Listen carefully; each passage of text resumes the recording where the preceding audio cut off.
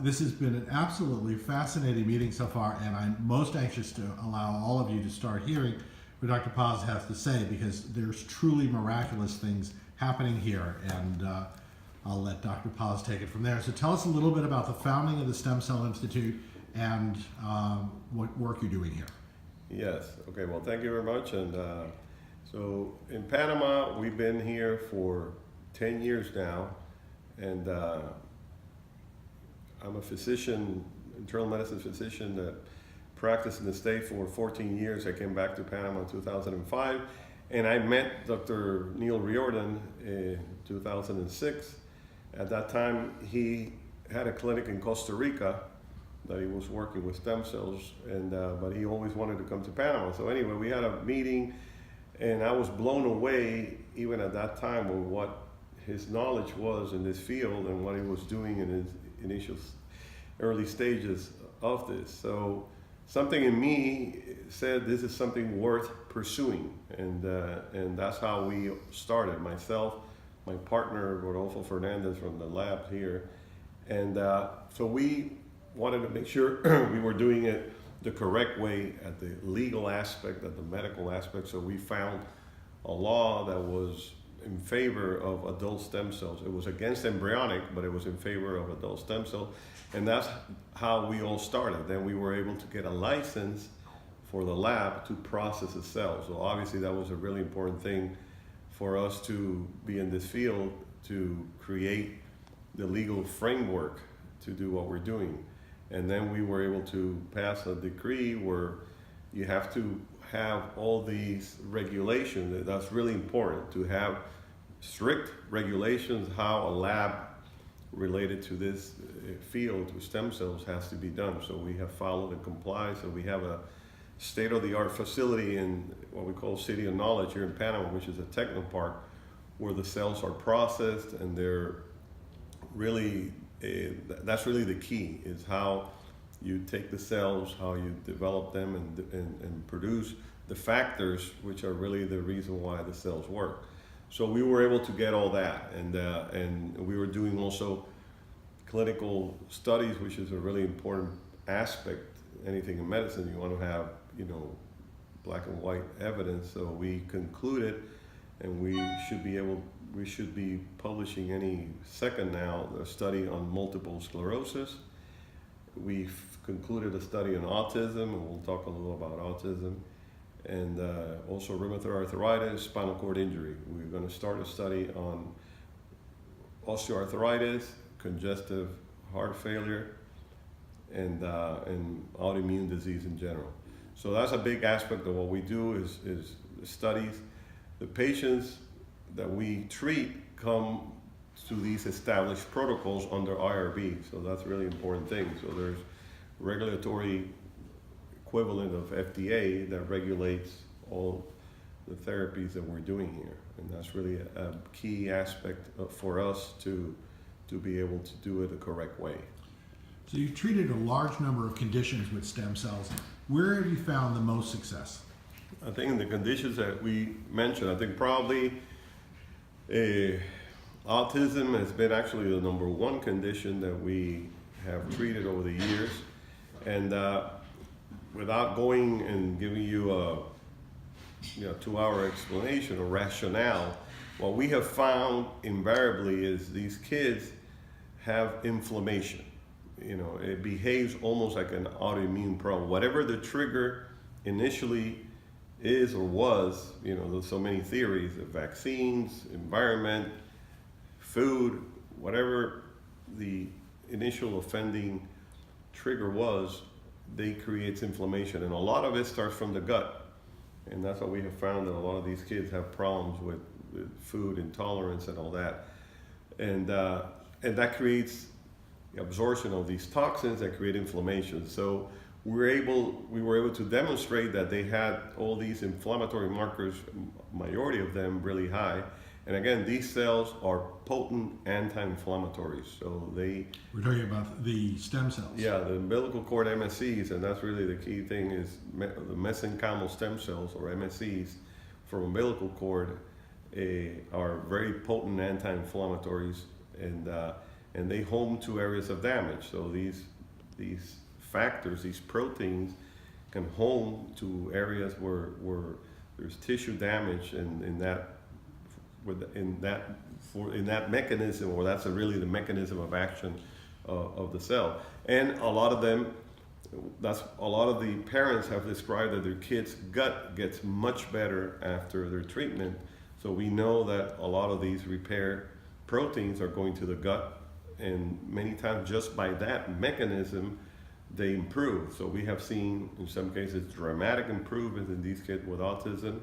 And obviously it's a big spectrum. So the symptoms or how they manifest are wide in the sense of how they present. So when you see these kids, what stem cells are you using? Using umbilical stem cells? Are you using bone marrow stem cells? How often do you need to give the treatments? Okay, well, we are working primarily with donated umbilical cord, so allogeneic umbilical cord MSCs, not cord blood, but the Wharton's jelly.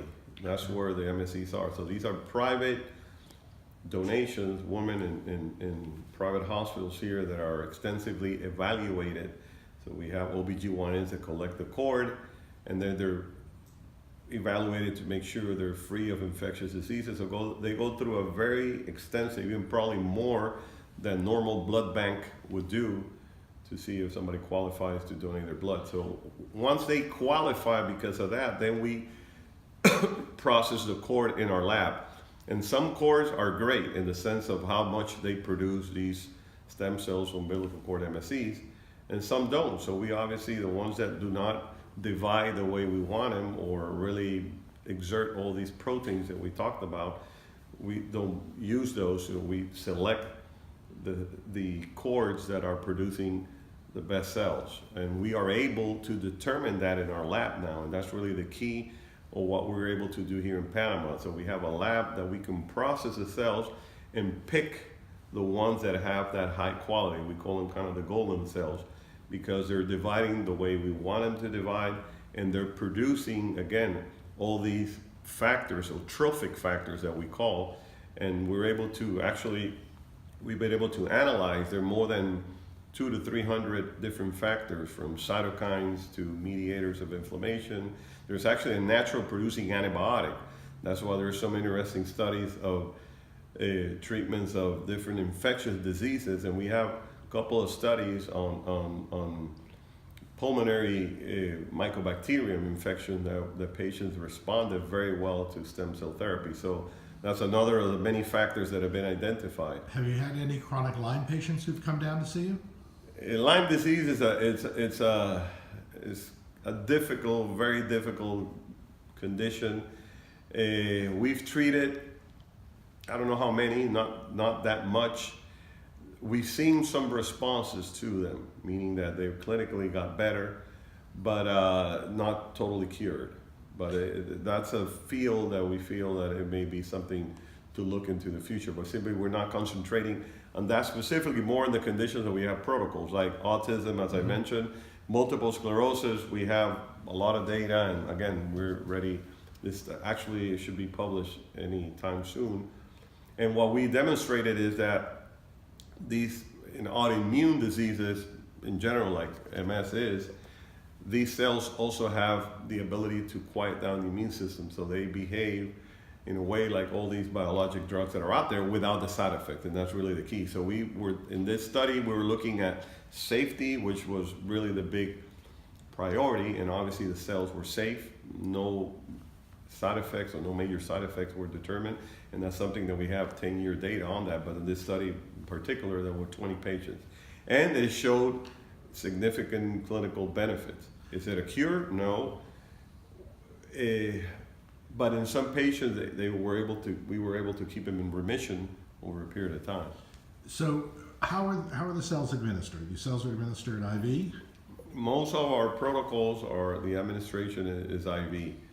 In some cases, obviously, spinal cord injury, which I mentioned is one of the other conditions that we have had some pretty amazing success. We then apply them also intrathecally, so they go like a spinal tap type infusion. And obviously, if you have a joint problem, then we apply them directly into the affected joint.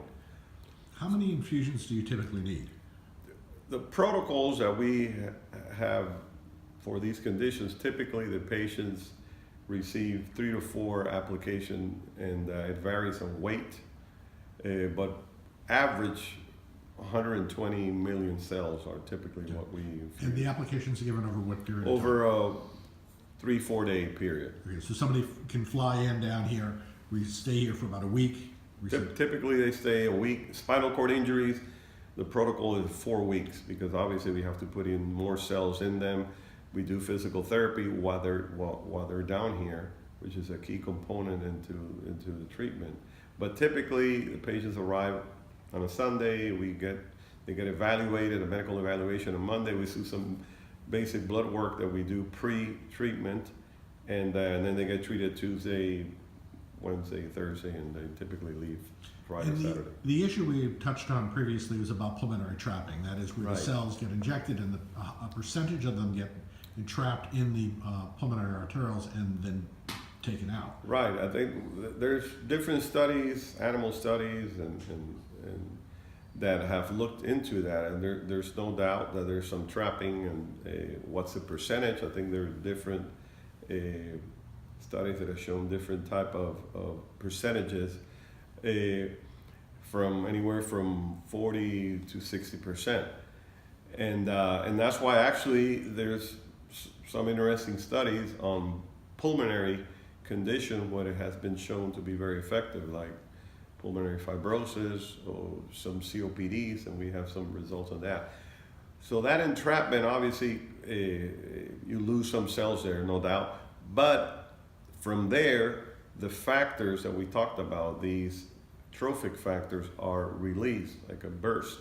And those factors do go through, and they go throughout our system, and they are small enough. They're actually data on that they can penetrate the blood-brain barrier, and they go wherever they're needed. And that's really the amazing thing, that they're trophic to tissues that are injured. So they go to the heart, and that's why we have some pretty significant benefits in patients with congestive heart failure. And it's a really interesting condition because you have objective data in the sense of you have an echocardiogram of these patients with a low ejection fraction, and 3 months later we have seen how that ejection fraction has improved. And so what has been the percentage improvement in these? And, It varies, but we've had from anywhere from 30 to 70% improvement in the ejection fraction in some patients. So that obviously is pretty significant. And more importantly, symptomatically, they improve from having shortness of breath with minimal activities to being able to walk and move around. So that is telling us that these cells home, even just with a simple IV infusion, to areas where there's tissue damage, or that's signaling. now there's an Israeli study that was looking recently at congestive heart failure, at damage done from myocardial infarction specifically, and showing dramatic repair of the heart tissue, loss of scar, upwards of 2 years after the injury. Have you seen similar things in your work? Well, we haven't looked specifically to that, but we know obviously if the ejection fraction is improving, we know that the muscle obviously is definitely improving because of the pumping ability of the heart. So we have not looked specifically on that aspect, but simply looking at ejection fraction and symptomatology. So it's been, to go back to the autism kids, what kind of responses were you seeing, and how often do they need to be treated? Well, some patients, it obviously varies in the degree of their autism, and we've had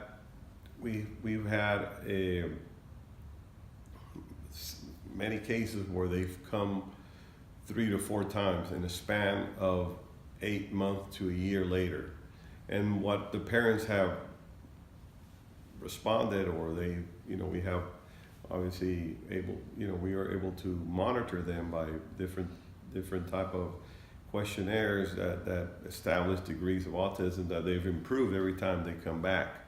So the benefits they persist. Simply when they come back, they gain further benefits. Some have come once and they've improved. I would say that 10% maybe a little less than that, do not have that much of a clinical response. So we're looking into what makes some patients better candidates, and that's something that we're looking at, these inflammatory markers that we talked about. But 90% to a little more have some degree of benefits. Some come back several times because we know, again, this is not a definite cure, but it's like any therapy. It provides, these cells that secrete all these factors that we talked about, and how much you repair or how much clinical benefit, it varies from kid to kid, but no doubt that a lot of them have come 2 to 3 times, I would say average. The same thing in autoimmune disease like multiple sclerosis, where some patients have come back 2-3 times and suddenly it kicked in, and then they've kept in remission for a long period of time.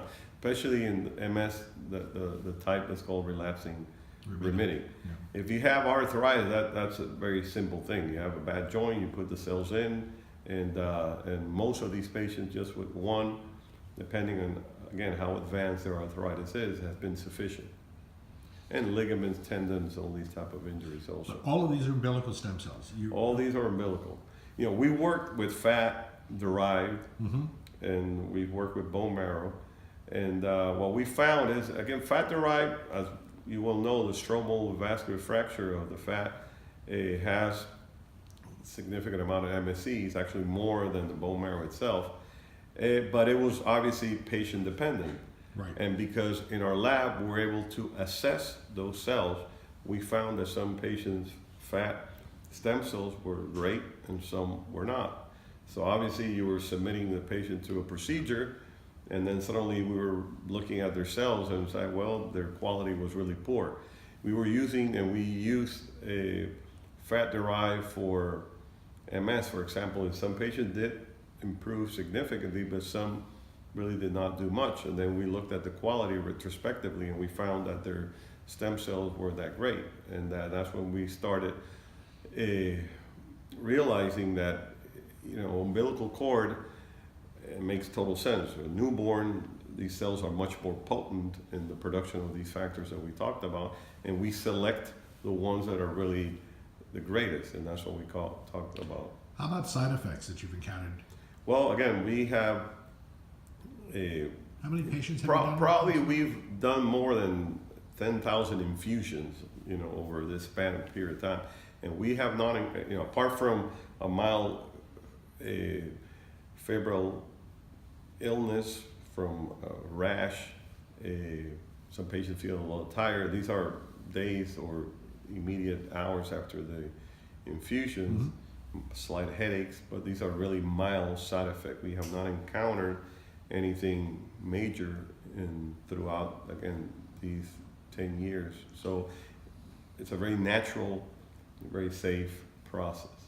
And people, for instance, in early renal failure, what kind of success have you had with that? Well, renal failure is not a condition that we have a protocol for, but we have found patients that came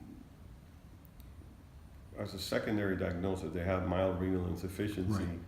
And we were able to look at the creatinine before and after, and did show some mild improvement. We're talking, there was one particular case that we did here, a Panamanian, and he had a creatinine of 2, and a year later went down to 1.6, and we treated him again, and it's down to 1.3, so almost back to a normal creatinine, and also we did a 24-hour urine.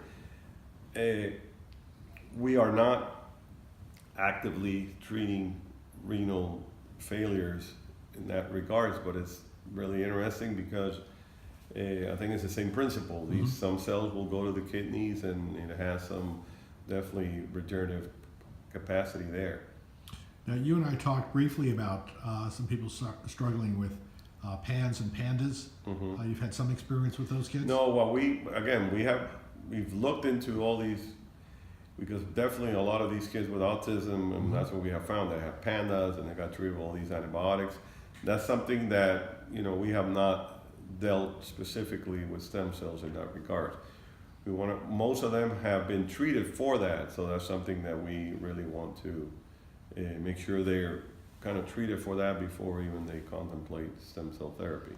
And typically, what's it cost for somebody to come down and receive the treatments? You know, what we have established here is that, you know, obviously processing the cells, so it's what we call cost-related treatment. So it varies from anywhere from 12 to 17,000 in that range, depending on the amount of cells and all that. And that's for one infusion, or is that for the complete? That's for the whole So protocol. 4 typically infusions. Yeah, and then if the patients come back, there's a significant drop as a follow-up treatment, etc. Okay, very good. And what's it involve if the patient comes down? What all do they have to go through before when they come down? Yeah, we have we have a website where it's cellmedicine.com, where actually it's very very informative, because we have a lot of medical information of all the published studies that we have, and so it's very informative in the first place, because that's really something we feel strongly about, educating patients and physicians alike, so they understand a little more about the science behind everything that we're doing here, because there's rationale and there's science behind a lot of this in the stem cell field. And so in that same site, there's a patient application form that the patient filled out, basic medical information that we require, and then we receive that information through our Oracle-based system, and then we review every case. And most of the time, we will require more medical information, medical records. We have direct communication with patients. So once all that is finished, then we determine if the patient is medically or if they're accepted. And then after that, we have patient coordinators that deal with the logistics of them coming down.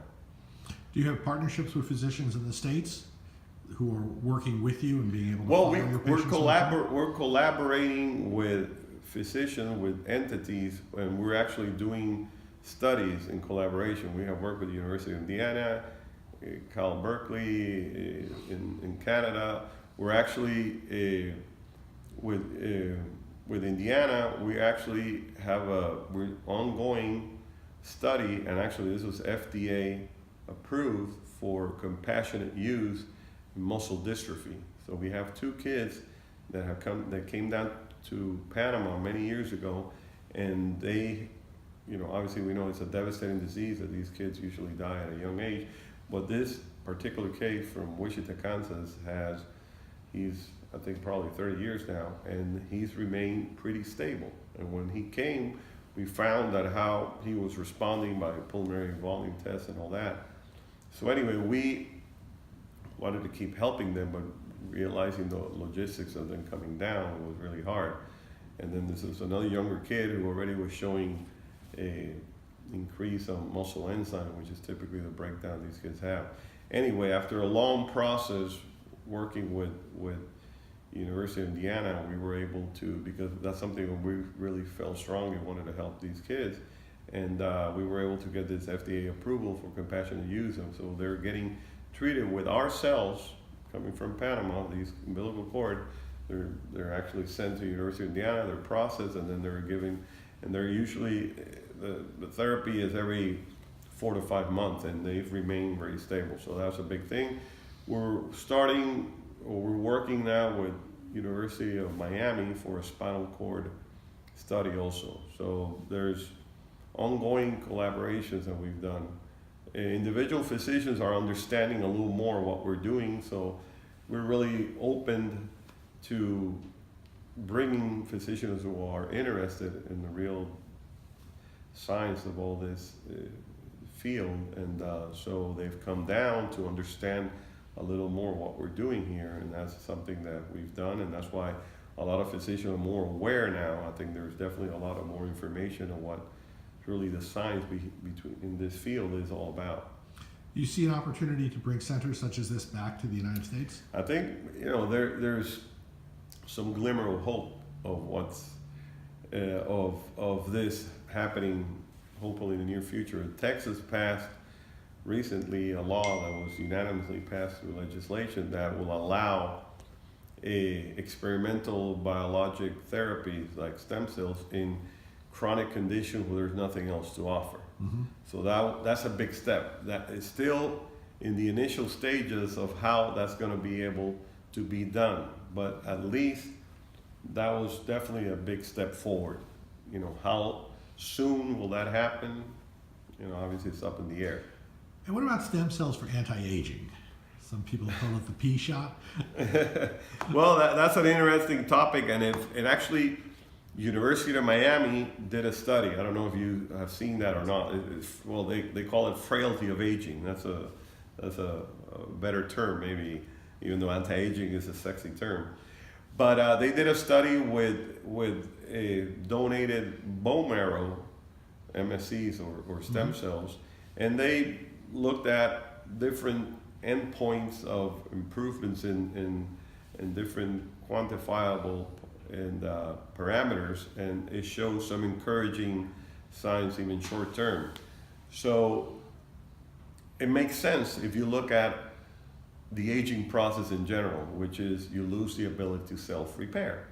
And so this is really the best way to explain it. It's kind of a fresh army of cells that their sole objective is go throughout your body and to repair. So it makes a lot of sense. You know, obviously we have had patients and we're looking for that. You know, obviously we always have some degree of problem through our body, either some arthritis or some joint pains and all that. And we have seen that, you know, the overall benefits, that wellness of just feeling better type symptoms. So that's an interesting field that we're going to probably have more and more information on that. Anything else our people should know about what you're doing down there? Because it's really quite remarkable. The centers are state of the art. The work you're doing is truly spectacular and in the best of medical science.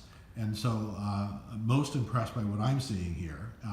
What else would you like to tell us about what you're doing? Well, again, I appreciate it, and it's been exciting. It's not been easy. You know, when you're a pioneer in medical field, you're going to have a lot of naysayers. But at the end of the day, it was the results and the stories that we have encountered over these 10 years that has been amazing. And that's why, because you can have an innovative therapy in anything, that could be safe. But if you're not seeing results, I would have left this a long time ago. But we kept seeing kids getting better, patients getting better, and the stories are really what made us definitely know that we were in the right track. So it's an exciting field.